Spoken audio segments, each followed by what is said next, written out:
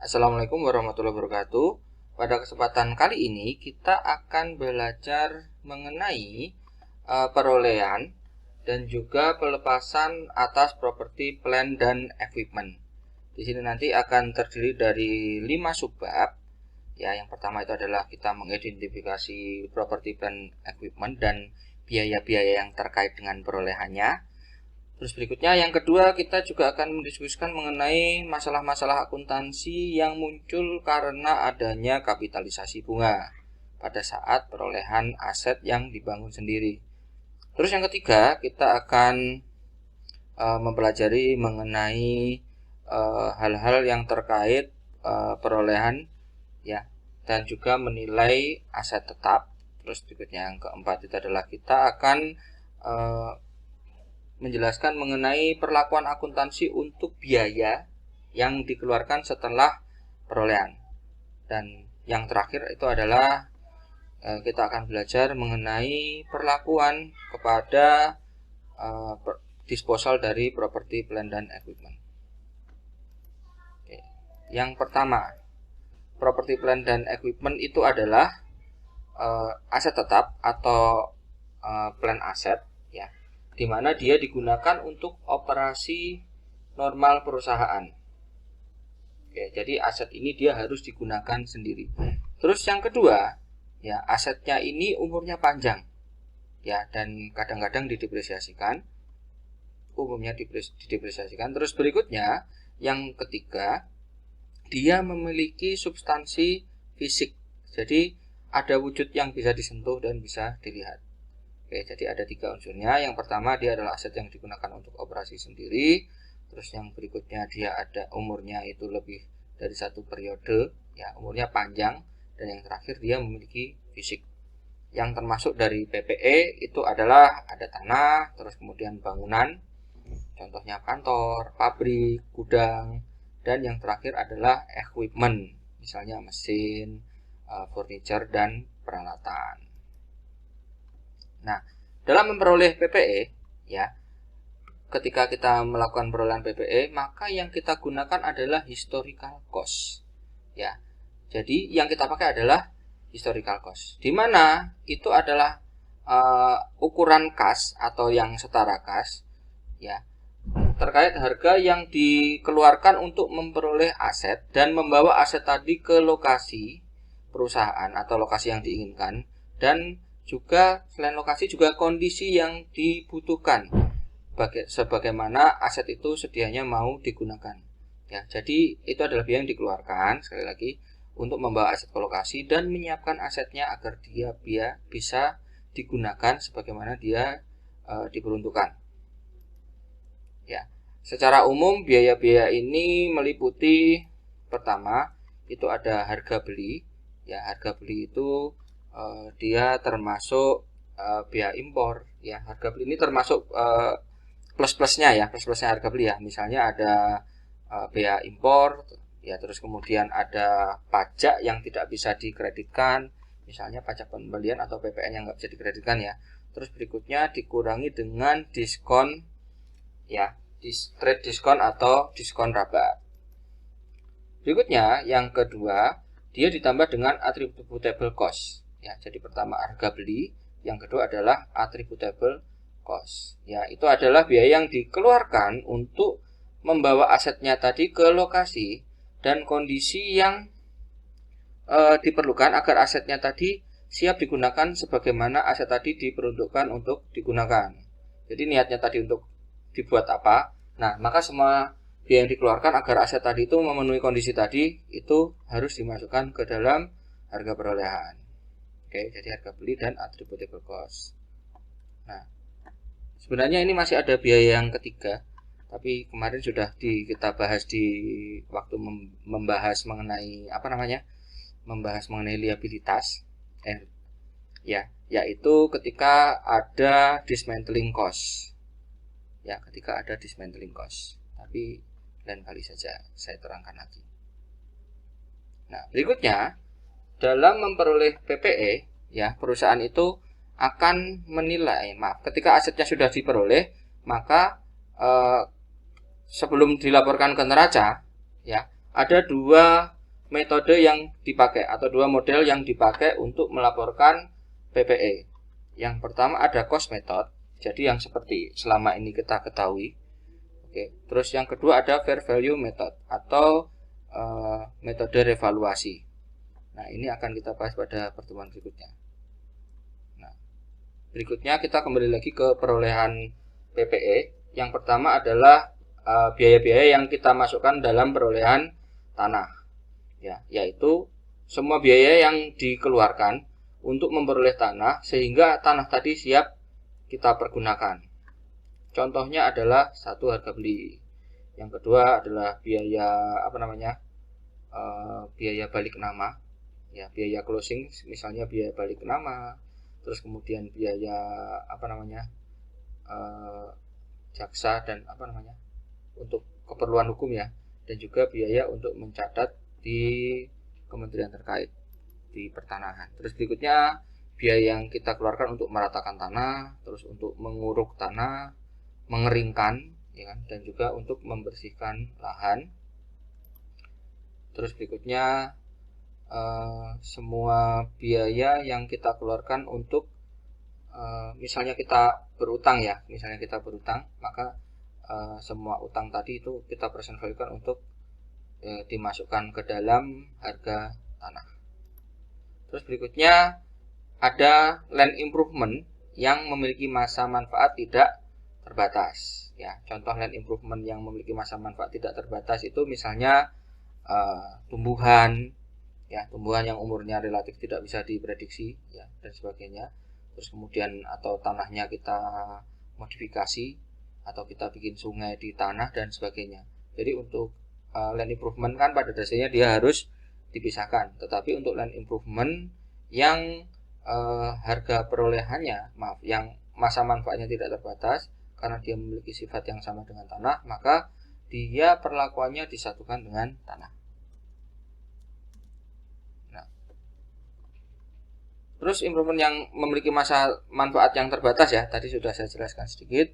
Misalnya ada jalan yang ada di dalam lahan kita, terus kemudian trotoar, pagar, terus kemudian tempat parkir, ya, itu kan memiliki masa manfaat, maka dia dicatat sebagai aset tersendiri yang dicatat sebagai land improvement, dan kemudian dia harus diestimasikan masa manfaatnya, kemudian didepresiasikan.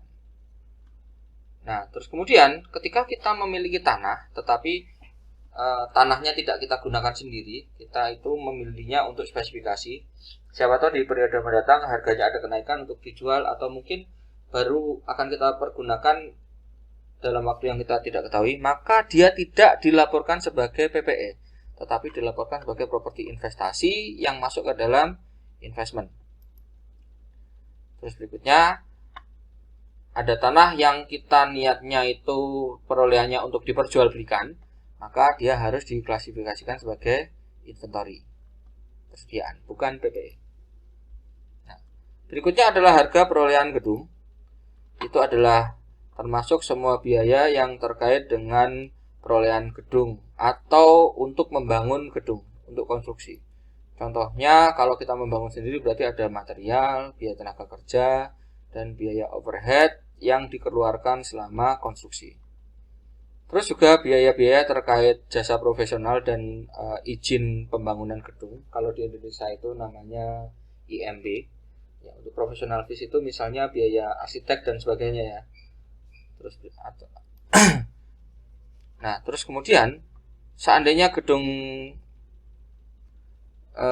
biaya-biaya yang terjadi, ya. Jadi ketika biaya-biaya itu terjadi dari gedung itu excavation, ya, dari excavation sampai asetnya itu siap dipakai, itu masuk ke dalam harga perolehan gedung, ya. Jadi gedung itu ketika kita bangun sendiri, maka semua biaya yang dikeluarkan mulai dari peristiwa excavation atau peristiwa kita meratakan tanah itu, ketika tanahnya siap dipakai terus dibangun gedung, maka sampai gedung itu siap dipakai, semua biayanya akan kita masukkan ke dalam harga perolehan gedung. Terus berikutnya adalah harga perolehan dari equipment. Maka ini termasuk semua biaya-biaya yang kita keluarkan untuk memperoleh equipment sampai equipmentnya siap digunakan. Contohnya adalah harga beli plus ya, tadi termasuk biaya masuk dan sebagainya. Terus berikutnya ada biaya angkut, terus kemudian biaya untuk handling. Terus berikutnya adalah biaya asuransi selama equipmentnya tadi dalam perjalanan. Jadi ketika kita melakukan impor barang, itu diwajibkan untuk membuat mengontrak perusahaan asuransi, dan biaya asuransi tadi harus ditambahkan ke dalam harga perolehan. Terus berikutnya itu biaya untuk membangun pondasi ketika diperlukan. Ya, misalnya kayak mesin itu kan tidak bisa langsung ditaruh begitu saja. Kadang-kadang butuh pondasi khusus. Maka pondasi untuk naruh mesin itu tadi, untuk instalasi mesin tadi, dia harus dimasukkan ke dalam harga perolehan equipment. Terus biaya untuk merakit dan juga menginstal. Ya, jadi kadang-kadang beli equipment itu dia tidak bentuk utuh gitu kan. Kayak beli mesin espresso itu ada yang belinya berupa parts, ya kan, parts terus kemudian ketika merakitnya kan mungkin butuh jasa profesional sendiri ya, maka biaya untuk merakit dan juga instalasinya ya nanti itu akan ditambahkan ke harga perolehan equipment. Terus berikutnya biaya untuk trial, jadi biaya untuk percobaan, testing, ya kan, ini mesinnya sudah siap pakai atau belum gitu kan. Nah, maka sampai aset tadi siap pakai, biayanya masih dimasukkan ke dalam harga perolehan equipment. Ini contoh biaya-biaya yang ada di PPE. Ini masuk ke mana? Yang pertama adalah uang, ya kan, uang yang dipinjam untuk membangun gedung. Nah, kalau uang terus kemudian menandatangani note, maka dia akan dicatat sebagai note payable. Terus berikutnya kita membayar biaya konstruksi, ya, dari kita kan tadi utang. Nah, terus utangnya kita bayarkan ke kontraktor. Maka pembayaran tadi akan kita tambahkan ke dalam harga perolehan gedung. Yang ketiga itu adalah biaya untuk membersihkan tanah dan menguruk tanah, maka dia akan ditambahkan ke harga perolehan tanah. Terus berikutnya biaya pajak real estate, ya, biaya pajak real estate di properti yang dibayar oleh pembeli. Jadi ini BPHTB kalau di Indonesia, biaya perolehan hak atas tanah dan bangunan. Nah, karena ini untuk membeli tanah, ya, maka kita masukkan ke dalam perolehan tanah. Jadi ceritanya kita membeli tanah, terus kemudian biaya ini kita masukkan ke harga tanah. Berikutnya, ketika kita membangun,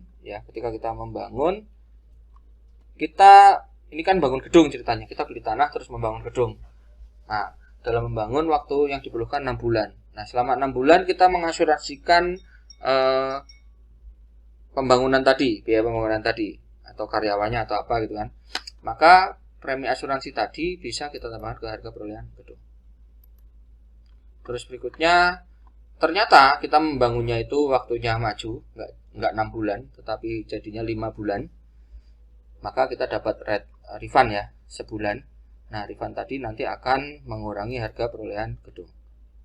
Terus berikutnya biaya arsitek, itu akan menambah biaya gedung. Terus berikutnya biaya real estate. Ya, jadi ketika kita membeli itu kita keluar biaya 250 ya. Nah, 250 ini ternyata itu ada tanah yang harga pasarnya 200 dan ada gedung yang harga pasarnya 50. Nah, tetapi kan karena kita tidak berniat untuk memakai gedung ini, jadi ketika membeli tanah ini, tanahnya nanti kita gedungnya kita bongkar dan kita ratakan, ya, maka biaya perolehan gedung ini tidak bisa kita masukkan ke harga perolehan gedung yang baru.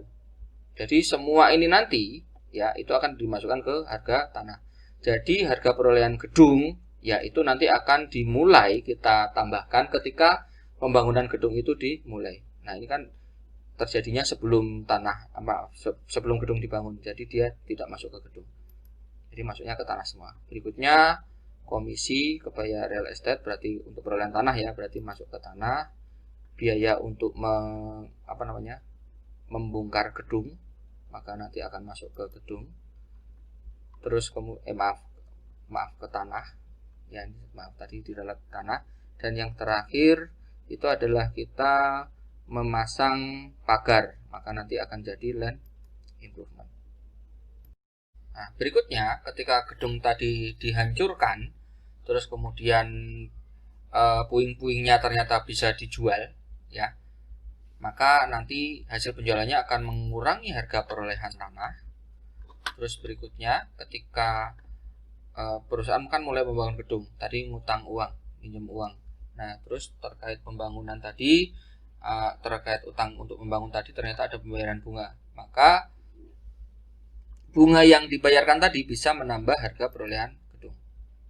Terus berikutnya ketika perusahaan membangun tempat parkir dan jalan di lahan, ini akan kita tambahkan ke land improvement. Berikutnya biaya untuk menanam tanaman, ya, dan juga semak-semak yang ditanam di mana umurnya itu relatif permanen, maka land improvement seperti ini akan menambah harga tanah langsung. Dan berikutnya biaya ekskavasi, ya kan, untuk gedung baru ini akan kita tambahkan ke harga gedung.